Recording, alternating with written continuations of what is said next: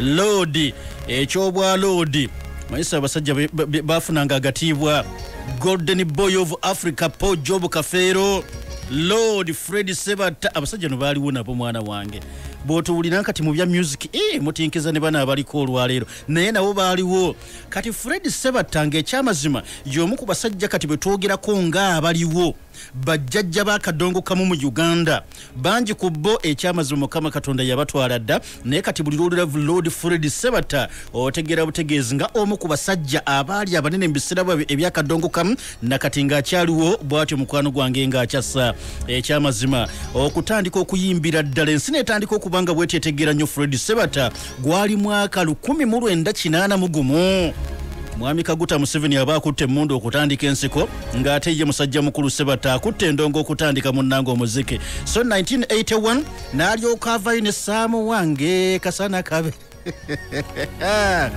yatutte ebyuma byange poliisi bireeta abantu maloku badongoleramuuko wano kasana kaberebere mu 1981 ne Fred Sebatta akugamba nti nga tannaba kubanga atuuka ku ddaala lino ye mwennyini yalabiraawo kituufu music mu mundamu ye mu musayi yalimu anti neeka yabangayo era ye mwennyini akugamba nti zekaabere taata yabanga anoga mmwanyi yazinoganga ayimba obuyimba obw'omusajja eri wamala era kati nga ye Sebatta akugamba oyo omu ku basajja nage be nali nsinga okubanga neegomba nnyo eri wamala nengamba oba nange buli kya neetandika okuba n'eddoboozi ng'eryo nga nange nnina eggono nsobola okugenda mu maaso n'okusuna jita ensi nekkiriza nayegamba nti weewaawo kale nno newankubadde ng'ekyo bwe kitubwe kyali nga yeegomba nnyo abasajja gambanga eri wamala omukisa teyagufuna mu biseera bye ebyasookera ddala wabula agenda mu maaso n'okubanga bw'atyo atuviira ku ntono agamba waabangawo ennyimba ez'abasajja gamba nga Segamwenge kati Segamwenge ennyimba ziyayimba kigambibwa nti taata wa Fred Sebatta yazaagala nnyo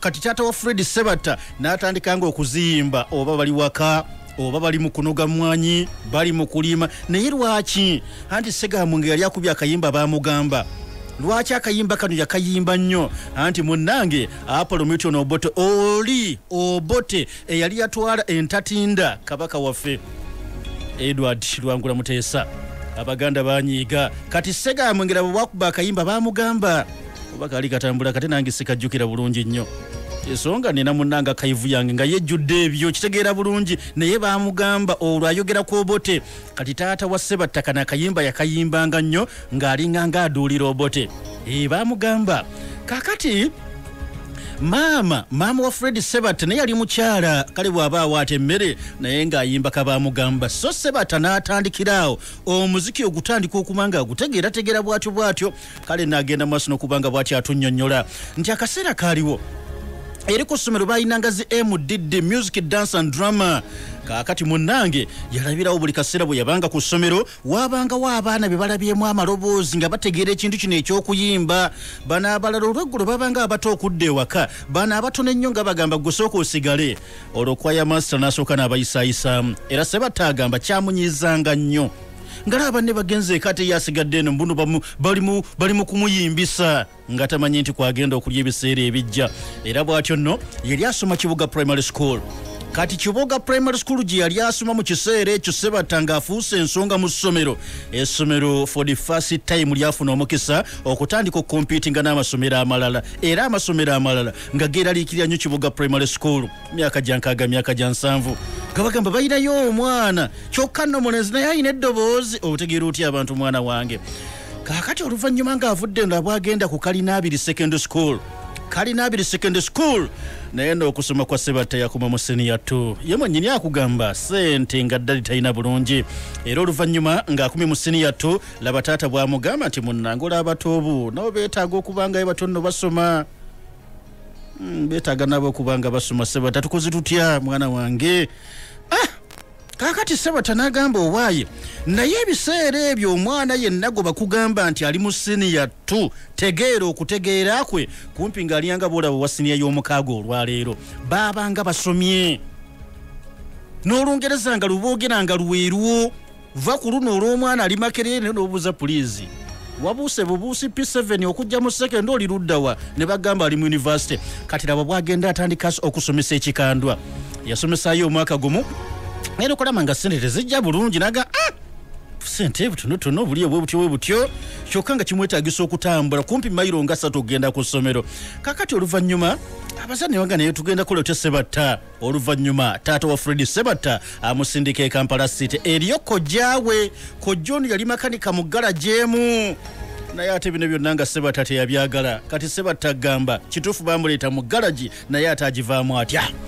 Sebatta atuuka mu garaji wano e Kampala. Garaji eyo yali wansi kugamba bakanikiranga nnyo wansi w'omuyembe era batugamba wano nga ku paaka enkadde awo wewaali garaji. Kati gojjako nnyo nti mu kibuga mubaamu garaji kubanga gwolaba Kampala wa leero.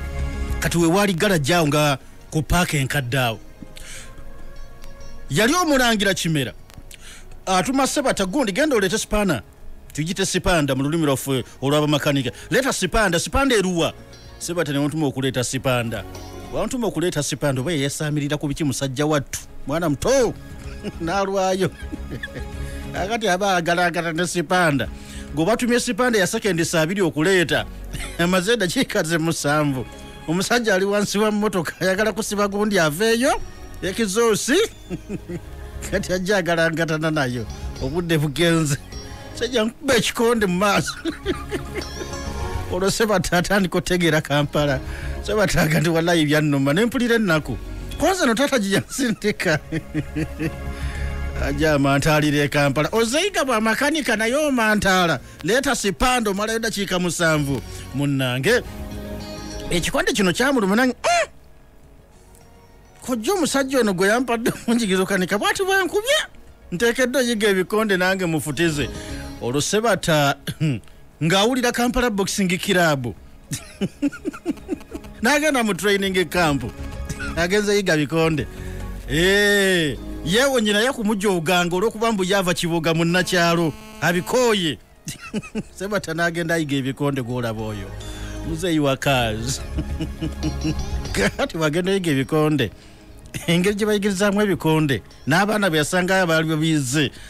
Mwana wange Sebatta kyamutuukako omulingi bamutwa nsaawo. Kati kumutwala wa dokita kumujjanjaba sajja yakenza ayiga ebikonde akubagende bamakanika banne. Dokita yamugamba kati nno gwomanyi ebikonde biveemu bw'otobivaamu ogenda kuziba amatu toliddamu kuwulira. Sebatta n'alyoka adduka mu bikonde. Kati bwadduka mu bikonde labaddayo eri mu bamakanika visit time tayize ebikonde kimala. Kati atya Kimera n'atadda wa Kimera oli yamukuba ekikonde mu feesi waliri ku paaka enkadde awo. Sebatta n'agenda mu ndeeba. Kati bwagendako mu ndeeba bamuzigiridde gy'agenda okuyigira naye nga laba tebijja bulungi. Biwogana bintu biri awo ebityo bakuba bintuntu. Bimuwoganira munnakyalo bimuwoganira ssebo aze n'olugezigezi e Kampala. Owamakanika nange bino kambidduke. Kati mu kwagala okubidduka mu kaseera ako Mungu alina abantu batandise okumulaga. Pulosi nabigumira omukyalo oyo Pulosi nabigumira. Sebatta yasinga omutegeera ennyo ekyali wakati wana ababiri. Kati nga naye mukyala eddoboozi lye kyekyo. Kakati wano Sebatta n'alyoka bamuwa amagezi. Naye kati omanyi waliwo abasajja abaludde mu kintu kino abasobola okuwa amagezi butya bw'oyinza okutandika endongo. Sebatta nange najjukira nti mutuufu nalina talenti yange nga nkyali eri ekibuga nga tuyimba ffe boolaba naye kakati talanta yange ne bamuwa amagezi genda olabe Dani Mugula. Sebatta n'asinkana Dani Mugula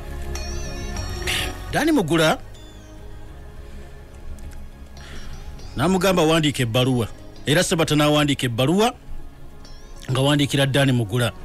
Yagimuwandiikira era Dani Mugula n'ayaniriza Sebatta. Bw'ayaniriza Sebatta atandise okuyiga gita luli abadde mu byangoma nsaasi nankasa ndingidi adungu. Kati atandise okulaba kye bayita gita yennyini n'atandika ossuna gita. Era mu 1981 babeera bali ku White Nile. Abaaliwo ebiseera ebyo. Kakati ku White Nile awo wasooka okukola show ye eyasookera ddala.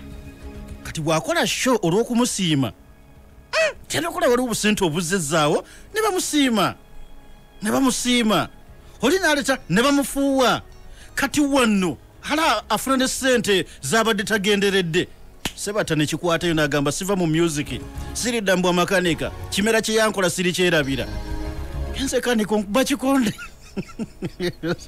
Kimera yalemesa omusajja oba oli yandibadde makanika wa benzi mulungi ndowooza ebiseera yandibadde akanika zi Fiat ng'akanika zi Foda zitata.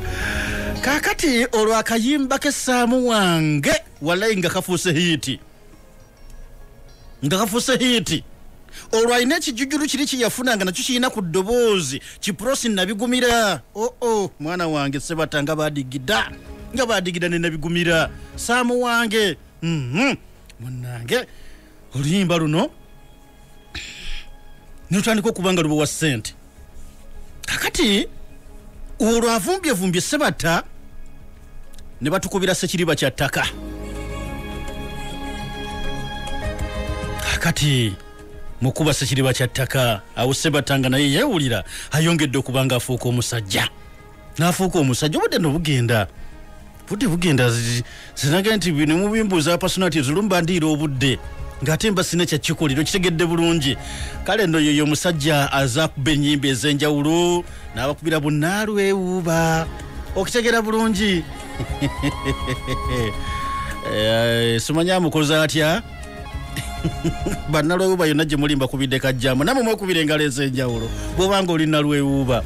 Kale nno byebyo naye atugamba nti abasajja basinga okuba nga ajjukira mwalimba Christopher Sebaddoka abasajja ba Eri Wamala bakuba akayimba kannabutono kainene katandika omuwa omusingi ku kyokulooza ku kukuba ku nnyimba ez'omukwano. Nakuba ennyimba ez'omukwano ezirimu ebyobufuzi ezibuulira abantu okukola ennyo n'ebirala. Kati Sebatta wali nnyo olunaku olwaleero naye ng'ekyamazima takyayina waaka nga bwe gwabanga edda. Kyokka nga ate akaseera bwe babeereranga ne waaka baabanga mu bugubi.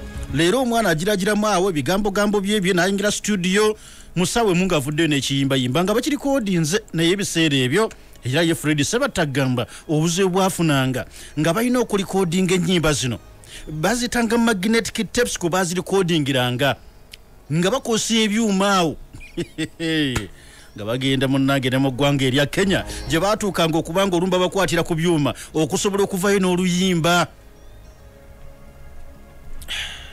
Byebyo nno kiki esikuwadde ku Fred Sebatta ku nnyimba ze yagenda maaso n'okubanga alubamu akola yatandika n'essaamu wange nazaake banange kyagaza omubi omulungi alwawo nnyo okukimanya ono omwana yaganye okuleeta ebidongo byange kati nazaako abaganda twewemudde nazaako amaziga g'ente omusango gw'abazadde ettaala y'obufumbo ono omwana ono namukadde afaanananga abavubuka si yomukuba lulimu twani ono yani ono sengaani oyo ono kawandula bigambo nantume naye balitanga enjawulo y'amaka enjawulo y'abafumbo obufumbo bubeeramu enjawulo amawula be mwambala eyo. Omukazi omukadde oyo yeeyisanga abavubuka oli otya nantume mwannyinaze. Kale nno byebyo n'abakubira abagenda bandikomyewo banange nva kumusawo obusungu bunnuma n'atukubira ekifuula nnenge gwanga mujje goolooguusa simayoze dole bw'omwana wange wuuyo